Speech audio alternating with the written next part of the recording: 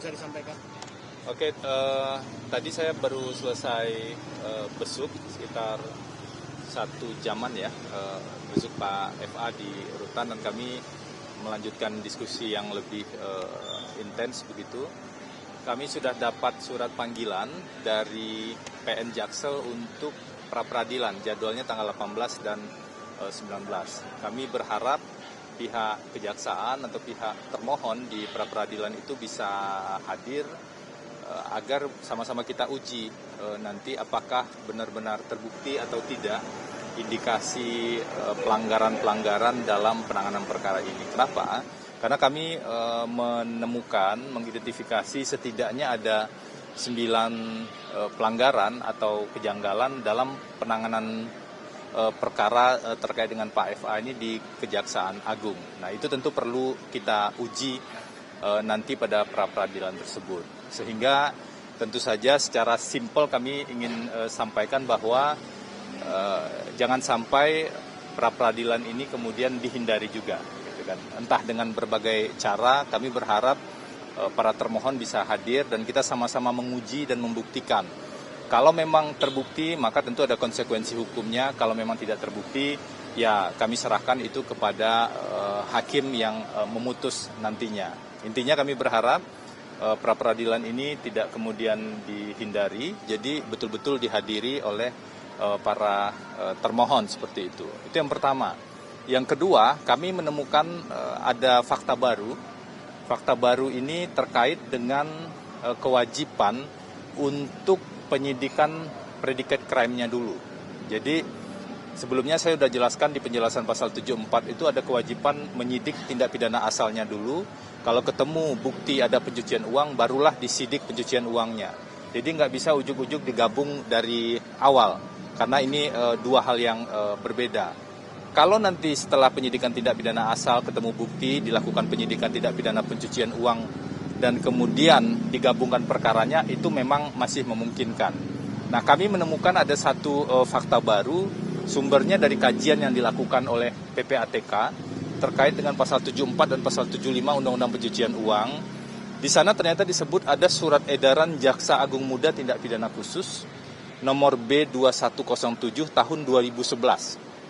Jadi ada SE Jampitsus di tahun 2011. Nah, apakah itu diperbarui? Tentu teman-teman kejaksaan yang wajib menjelaskan pada publik, saya kira. Intinya begini, di SE Jampitsus itu, penyidikan TPPU dilakukan apabila menemukan bukti permulaan yang cukup saat melakukan penyidikan tindak pidana asal. Jadi harus ada dulu penyidikan tindak pidana asal, barulah penyidikan TPPU bisa dilakukan. Menurut kami inilah yang termasuk salah satu yang diduga dilanggar oleh tim 9 dalam hal ini di kejaksaan, sehingga proses penyidikannya menjadi bermasalah secara hukum acara, dan ini tentu juga akan menjadi salah satu poin yang akan kami bawa dan kami uji di proses pra-peradilan nanti. Poin kedua adalah kejaksaan selaku penyidik tindak pidana korupsi, jika menemukan TPPU korupsi maka penyidikannya digabungkan. Jadi penyidikan tindak pidana asal dulu, cari bukti, kalau ada bukti baru pencucian uang, kalau ketemu pencucian uang barulah perkara digabungkan. Itu aturannya menurut SE Jampitsus tahun 2011 ini. Kecuali kalau betul-betul tidak diketahui predikat crime-nya, baru bisa melakukan penyidikan pencucian uang secara tersendiri, tapi tetap wajib dicari predikat crime-nya apa. Nah, inilah yang kami ingatkan kembali. Kami harap kita semua menegakkan hukum tanpa harus melanggar hukum. Kami sudah sampaikan ada indikasi pelanggaran di pasal 74, penjelasan pasal 74, yang menegaskan di sana bahwa penyidikan pencucian uang baru bisa dilakukan kalau sudah ketemu bukti permulaan yang cukup pada saat proses penyidikan tindak pidana asal atau predikat crime-nya. Nah, sekarang kami menemukan ada bukti baru, ternyata ada surat edaran Jampitsus juga yang mewajibkan hal tersebut.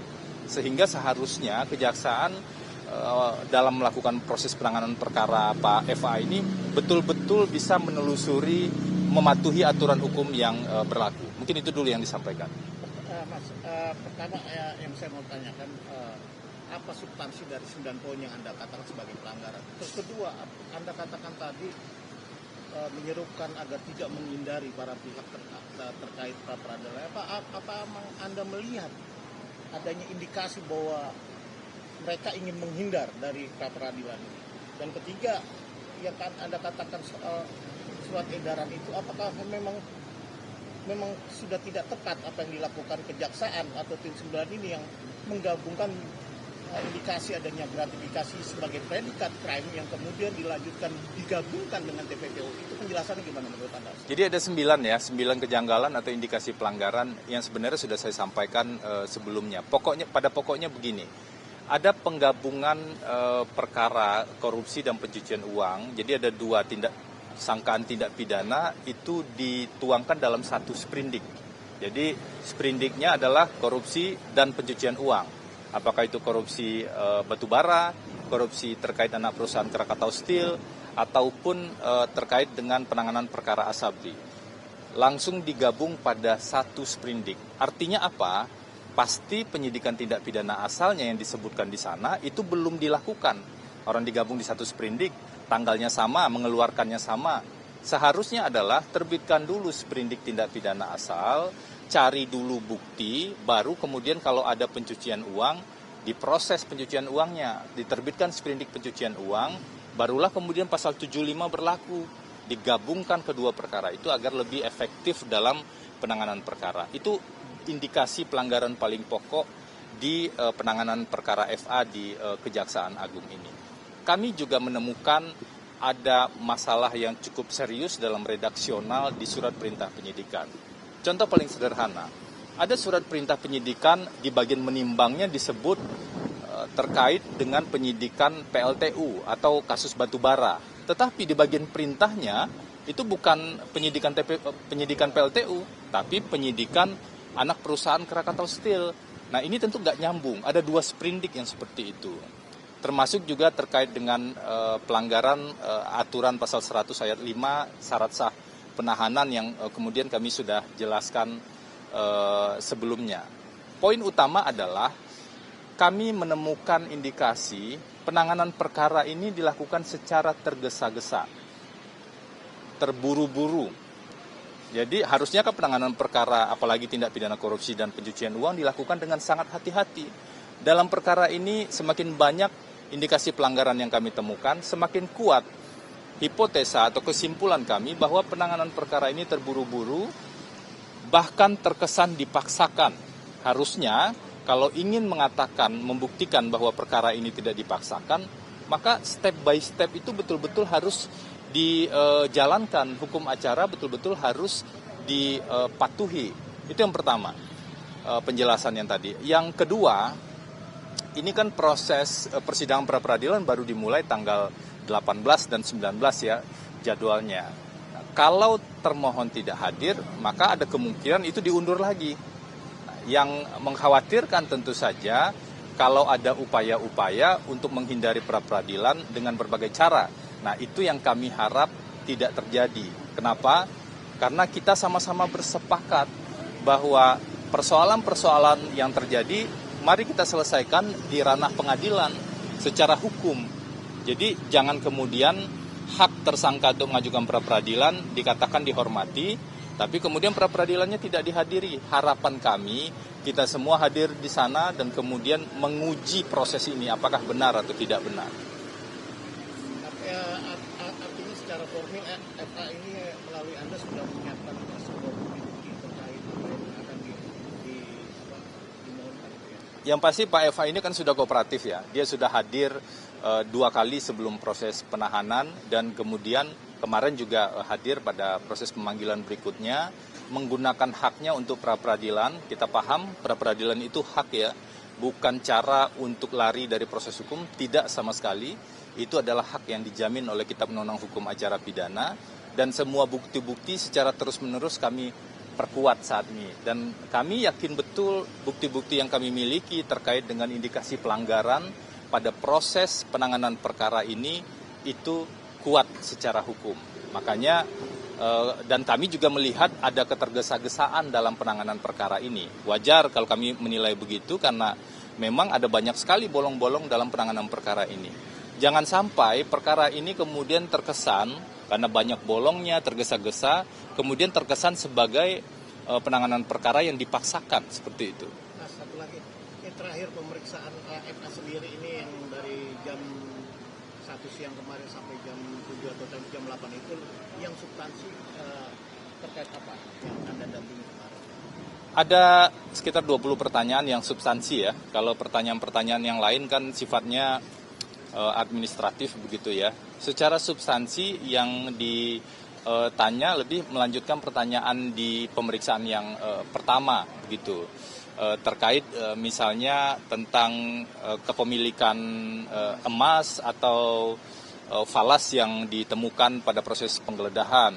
Nah, kami tentu saja menyerahkan sepenuhnya itu kepada penyidik, karena kewajiban penyidik yang harus membuktikan sekarang itu punya siapa emasnya itu, didapatkan dari mana, kapan emas itu berubah menjadi emas.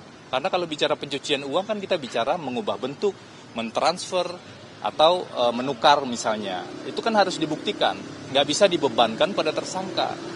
Karena itulah kami berharap kejaksaan betul-betul clear dalam menangani perkara ini dan bisa punya bukti yang kuat, tidak tergesa-gesa dan tidak dipaksakan. Ya. Kalau di tanggal 18 19 itu kan berarti dua berkas yang berbeda ya. Hukumnya. Nanti kalau petitum nanti aja ya. Kan kewajiban kami berkasnya kan permohonan sudah kami sampaikan dengan segala syarat yang dicantumkan di PN Jaksel. Nah, nanti akan dibacakan secara terbuka. Pada saat itulah kita bisa melihat secara lebih jelas apa saja isu hukumnya dan apa saja permintaan yang diajukan seperti itu. Poin utamanya adalah secara sederhana, pra-peradilan itu sebagai tempat untuk menguji indikasi-indikasi yang menurut kami ada sejumlah pelanggaran hukum acara yang signifikan dalam penanganan perkara Pak FA ini. Oke, terima kasih teman-teman. Jadwal pemeriksaan lanjutannya belum ada? Belum ada, tapi kayaknya akan ada pemeriksaan lagi. Kalau dari informasi di Kejagung kemarin, apakah itu sebagai tersangka atau sebagai saksi? Tapi tanggalnya belum ya Mas? Belum tanggalnya belum. Nanti mungkin diinfo. Tadi kan Daniel ada kesannya terburu-buru dalam mengenai kasus ini. Menurut dia ada motif apa yang pemeriksaan ini kasus ini terkesan terburu-buru? Saya nggak tahu motifnya apa. Tapi yang bisa kami amati adalah apa yang terjadi saat ini. Sejak kami mendampingi ya, sampai dengan saat ini. Kesan terburu-buru itu sangat menguat karena banyak sekali bolongnya dalam penanganan perkara. Ini kan perkara besar ya.